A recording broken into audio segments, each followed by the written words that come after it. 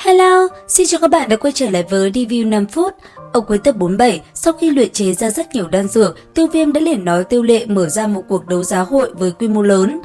Và thời gian trôi qua, ngày đó cũng tới. Lúc này, ở bên ngoài, cảnh tượng là vô cùng náo nhiệt. Bên trong tòa tiểu lâu, cảnh tượng cũng sôi động không kém.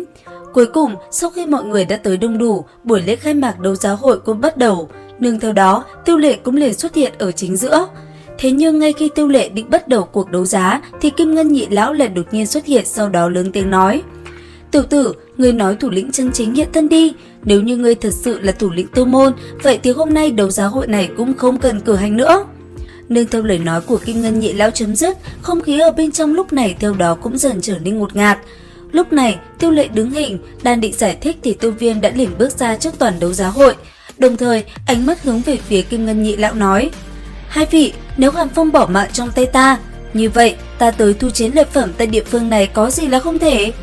Nghe thấy vậy, ở phía dưới Kim Ngân nhị lão tức giận, ngay lập tức cánh tay liền chỉ thẳng vào Tiêu Viêm quát: "Tiêu Viêm, người lấy mạng Hàn minh chủ, vậy mà còn dám xuất hiện tại Hắc Giáp vực sao?" Và đáp lại hai người kia, Tiêu Viêm ánh mắt khinh thường nói: "Hai vị thật buồn cười, Hàn Phong đã bỏ mạng, Hắc Minh cũng đã giải tán, hơn nữa thắng làm vua, thua làm giặc. Với tư cách người thắng, ta có tư cách tiếp thu toàn bộ thành thị này, nếu hai vị không hài lòng cứ việc tới tranh đoạt." "Khá lắm tiểu tử, người đúng là không biết trời cao đất rộng, còn nghĩ các ngươi đánh bại Hàn Phong là có thể tung hoành Hắc Giáp vực hay sao? Hai người các ngươi nếu phân tán ra thì cho các ngươi theo gương Hàn Phong cũng không khó. Ngươi nghĩ mình có thể dùng chiêu khích tướng với chúng ta sao? Tiểu tử, ngươi đem chuyện này nói lại, vậy thì hôm nay chúng ta chấm dứt tại đây đi." Nói dứt lời, Kim Ngân nhị lão bay người lên, sau đó thân thể hai người cũng từ từ dung nhập lại, một cỗ lực lượng kinh người theo đó cũng liền bạo phát bao phủ toàn bộ phòng đấu giá. Lúc này, không khí trong phòng đấu giá đã trở nên ngột ngạt, nương theo đó dường như một cuộc chiến chuẩn bị nổ ra. Ở phía sau, đám người Thiên Âm Tông, Lạc Sắt Môn và Cuồng Sư Bang thấy vậy thì lắc đầu. Theo họ, có lẽ hai lão gia hỏa kia hôm nay đã gặp phải vận xấu rồi. Và quả nhiên, đúng như lời họ, chứng kiến Kim Ngân nhị lão phách lối, Tiêu Viêm đã liền quát lên nói: "Hôm nay là ngày Tiêu môn ta tổ chức đấu giá hội, bất luận kẻ nào ở chỗ này dương oai đều sẽ được xem địch nhân của ta. Thải Lân, làm cho hai vị này an tĩnh một chút đi." Lời nói vừa dứt, cánh tay Tiêu Viêm chỉ ra bên cạnh, nương theo đó một luồng ánh sáng đỏ lóe lên, thân ảnh yêu mị tuyệt đẹp của Mỹ Đỗ Toa cũng liền xuất hiện. Chứng kiến vẻ đẹp kia, ở phía dưới tất cả mọi người như đứng hình, ánh mắt không khỏi có chút khao khát. Còn Mỹ Đỗ Toa, nàng không nói gì, ánh mắt hướng về phía trước, sau đó lườm Kim Ngân nhị lão một cái làm hai tinh kia có chút e dè. Lúc này, nhìn hai tinh kia khuôn mặt cứng nhắc, Tiêu Viêm nhếch mép cười nói: "Hai vị, phong thành này, các ngươi xem Tiêu môn ta có tư cách chiếm lấy không?" Nghe thấy vậy, ở phía dưới một tên đột nhiên chênh ngang nói: "Kim lão, Ngân lão, phong thành không thể rơi vào tay người này, chỉ cần hai vị ra lệnh, nhân mã chúng ta tại trong thành sẽ lập tức động thủ."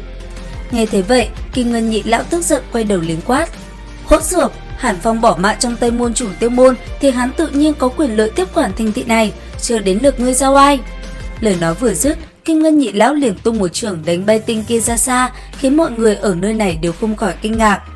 Thấy vậy, Tiêu Viêm cũng không để tâm, nhanh chóng mời hai người kia ngồi xuống. Tiêu Viêm liền bước lên, sau đó đứng giữa phòng đấu giá nói: "Chư vị, lúc trước chỉ là một trò đùa vui mà thôi, kế tiếp sẽ là chuyện chính của ngày hôm nay." Nương theo lời nói chấm dứt, tiếng hò reo cũng liền vang lên không ngớt. Còn Tiêu Viêm nhìn sang Tiêu Lệ, anh ấy cũng liền giao lại chuyện nơi này cho nhị ca. Bởi vậy rất nhanh, Tiêu Lệ cũng liền đứng ở vị trí trung tâm và bắt đầu đấu giá hội. Nương theo đó, những âm thanh đấu giá sôi động cũng liền vang lên. Ở bên trong sảnh, nhìn Mỹ Đỗ Toa, Tiêu Viêm cũng liền nói lời cảm ơn tới nàng. Thế nhưng đáp lại, gương mặt Mỹ Đỗ Toa vẫn lạnh lùng như trước. Thấy vậy, Tiêu Viêm cũng bắt đầu giải thích về chuyện lúc trước ở dưới đáy Thiên Phần luyện khí tháp. Thế nhưng, cho dù Tiêu Viêm giải thích như thế nào, anh ấy vẫn không thể giúp Mỹ Đỗ Toa nguôi giận. Cuối cùng, nhìn Tiêu Viêm nàng nói: "Tiêu Viêm, chờ đến khi hoàn ước định, người phải đem phục hồn đan luyện chế thật tốt cho ta. Đến lúc đó, những ân oán này ta sẽ kết thúc. Hơn nữa, người cũng đừng kéo dài thời điểm ước định 1 năm thời gian, nếu ta không thấy được đan dược thì kết cục của ngươi cũng không tốt đâu." Lời nói vừa dứt, thân hình của nàng cũng liền biến mất trong hư không. Còn Tiêu Viêm thấy nàng rời đi, anh ấy mới ôm đầu vẻ mặt vô cùng đáng thương. Thời gian trôi qua, đấu giá hội cuối cùng cũng chấm dứt. Lần này, Tiêu Viêm thu được khá nhiều lợi nhuận, bởi vậy đan dược cũng đã có đủ. Rất nhanh, ở trên đỉnh núi, nhờ Mỹ Đỗ Toa thủ hộ cho mình, Tiêu Viêm cũng liền bắt tay vào quá trình phục hồi linh hồn dược lão. Lúc này, lấy ra một cái dược đỉnh lớn, dị hỏa trên tay Tiêu Viêm cũng liền xuất hiện. Sau đó, theo cánh tay Tiêu Viêm huy động, dị hỏa cũng liền bắn vào trong dược đỉnh. Tiếp theo, lấy ra dược liệu cùng chiếc nhẫn của dược lão, Tiêu Viêm lập tức cho tất cả vào bên trong. Nương theo đó, thông nguồn năng lượng mạnh mẽ của dị hỏa không ngừng tiêu đốt, bên trong dược đỉnh, dược liệu đã liền bị hòa tan. Sau đó, thời gian trôi qua, dược dịch đã bị chiếc nhẫn chứa đựng linh hồn dược lão hấp thu hết sạch. Trên cái chuyện này, Tiêu Viêm vui mừng khôn xiết. Thế nhưng sau một đoạn thời gian dài tiêu hao đấu khí, lúc này trong cơ thể Tiêu Viêm đột nhiên xuất hiện trạng thái suy kiệt. Nương theo đó, thân thể anh ấy cũng bắt đầu có dấu hiệu bị lung lay. Thế vậy, Mỹ Đỗ Toa nhìn Tiêu Viêm sau đó quát lên nói: "Người đã đến cực hạn rồi, nếu tiếp tục chịu đựng như thế, chỉ sợ người cũng không tự cứu được mình đâu." Nghe vậy, thân hình lảo đảo, âm thanh thều thào vang lên, Tiêu Viêm nói: "Yên tâm đi, ta còn có thể kiên trì, đan dược của ngươi nhất định ta sẽ hoàn thành." Lúc này nhìn Tiêu Viêm, Mỹ Đỗ Toa thực sự rất muốn đi tới giúp đỡ nam nhân kia, thế nhưng trong nàng lại có một chút tâm tình đang không ngừng đấu tranh mạnh mẽ. Thời gian trôi qua, rốt cuộc Tiêu Viêm cũng thành công, nhưng theo đó dược đỉnh cũng liền mở ra, từ bên trong chiếc nhẫn lúc này đã sáng lên mãnh liệt. Thế vậy, Tiêu Viêm vui sướng, lấy chút sức lực còn lại của mình, anh ấy lảo đảo tiến về phía trước với lấy chiếc nhẫn đang lơ lửng kia. Thế nhưng lúc này, Tiêu Viêm đã không còn tỉnh táo nữa, bởi vậy chẳng những với trượt chiếc nhẫn trước mắt, anh ấy còn trượt chân và liền rơi xuống vực sâu.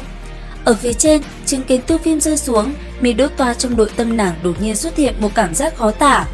Cuối cùng, mạnh mẽ áp chế lại tâm tình, bàn tay nắm chặt, Mỹ Đỗ Toa xoay người, sau đó thân hình lóe lên, nàng cũng liền phóng người xuống lao theo Tiêu Viêm và đỡ lấy nam nhân kia. Nương theo đó, ở giữa không trung, dưới ánh nắng chiếu rọi, thân hình của Mỹ Đỗ Toa cùng Tiêu Viêm cứ thế lơ lửng tại chỗ. Nhìn vào gương mặt của nam nhân kia, Mỹ Đỗ Toa có chút xao xuyến cùng rung động mãnh liệt, một loại cảm giác trước nay chưa từng xuất hiện. Cứ thế, Mỹ Đỗ Toa nhìn Tiêu Viêm say đắm. Thế nhưng cảnh tượng diễn ra chẳng được bao lâu, đúng vào lúc này, dược lão thức tỉnh.